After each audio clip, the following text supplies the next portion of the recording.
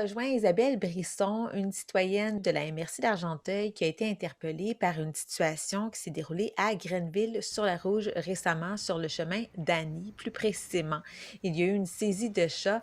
Isabelle, j'aimerais ça que vous me racontiez qu'est-ce que vous avez vu lors de cette journée. Je pense que ça s'est étalé sur 2 jours d'ailleurs, les chats qui ont été rescapés. En fait, c'est pas encore terminé, mais on est en train de réussir à régler le problème.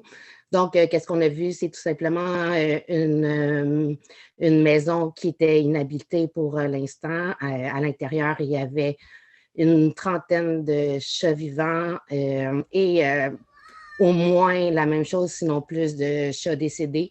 Puis à l'extérieur de la maison, il y avait une dizaine de chats en dessous du cabanon, garage, un peu partout alentour de la maison. Et vous, vous avez été interpellé de quelle façon? Racontez-nous donc qu'est-ce qui s'est déroulé pour qu'il y ait justement un service de la SPCA et aussi beaucoup de personnes qui ont été impliquées là, pour aller à la rescousse de ces chats. Mais en fait, ça a donné que je me promenais sur cette route-là en auto et j'ai manqué de frapper deux chats. Donc, là, je me suis arrêtée et j'ai suivi les chats et j'ai vu qu'ils étaient beaucoup plus nombreux que deux en dessous d'un cabanon. Puis là, quand je me suis revirée, j'ai vu dans la maison, dans les fenêtres de la maison, qu'il y avait plusieurs chats qui miaulaient, miaulaient, miaulaient. Je me suis approchée. Ce que j'ai vu, c'était assez épouvantable. Donc, des chats dans le sous-sol avec des excréments partout à la grandeur, partout dans les fenêtres. Donc, ce que j'ai fait, c'est que j'ai contacté une de mes amies qui est dans un organisme, une rescue pour les chats à Harrington. Donc, là, j'ai envoyé des photos, j'ai dit qu'est-ce qu'on fait. Et donc, là, la rescue a pris le relais, mais j'ai toujours été impliquée là, dans ce dossier-là. Et il y a également eu la municipalité de Grenville-sur-la-Rouge qui a été impliquée, également le service des pompiers qui s'est déplacé. Oui, exactement. En fait, c'est qu'on a dans l'organisme j'ai pris en note excuse-moi, je ne suis pas très bonne en anglais, Power Rescue. Il y a la conseillère municipale Natalia qui est dedans, donc elle est venue aussi sur place pour voir. Puis on avait beau, c'est sûr qu'on s'est informé aux voisins avant tout, savoir qu'est-ce qui se passait. Les voisins nous ont mentionné que la personne était partie à l'hôpital depuis plus d'un mois et que les voisins, ça faisait plus qu'un an qu'ils téléphonaient à différents organismes, à la municipalité, puis il n'y a personne qui s'occupait, tout le monde disait qu'il ne s'occupait pas de ça. Donc, parce que c'est un problème qui dure depuis plus qu'un mois. Là.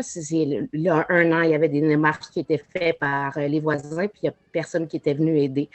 Donc, la Rescue a téléphoné pour commencer le service de pompiers qui ne pouvaient pas intervenir à moins qu'il y ait un risque d'incendie. La police, c'était seulement s'il y avait quelqu'un en danger. Finalement, il y avait un risque d'incendie. Il y avait il y avait de l'eau qui coulait dans la maison, des fils électriques partout à l'extérieur, à l'intérieur. Donc, c'est pour ça que les pompiers sont venus. Les policiers sont venus parce qu'on a fait plein de démarches, on n'a jamais été capable de savoir où était rendue cette personne-là qui habitait dans la maison. On essayait d'appeler dans différents hôpitaux.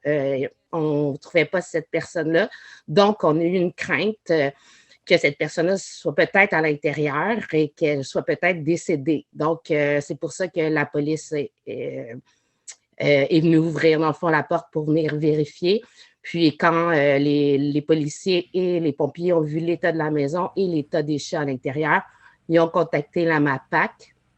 La MAPAC a contacté la SPCA des Laurentides. Donc, là, ils ont été chercher un mandat et là, ça a commencé la saisie des chats à l'intérieur. Par contre, eux ne s'occupent pas des chats à l'extérieur. Donc, finalement, c'est nous qui avons la responsabilité de ramasser, d'attraper les chats, on va devoir les emmener au vétérinaire. Donc, on va devoir défrayer les coûts. Là, il nous en reste encore 3 chats qu'on n'est pas encore capable d'attraper, mais on va réussir. On va leur trouver une famille d'accueil temporairement et faire opérer et tout ça, puis après, on va leur trouver des familles. Il n'y a pas de programme là, de contrôle des chats à Grenville-sur-la-Rouge, mais les personnes, ils se sont en fait, ça n'a pas été plus loin que le simple appel, mettons, à la réceptionniste qui leur disait qu'il n'y avait pas de programme prévu là, pour le contrôle des chats. C'est d'ailleurs quelque chose qui est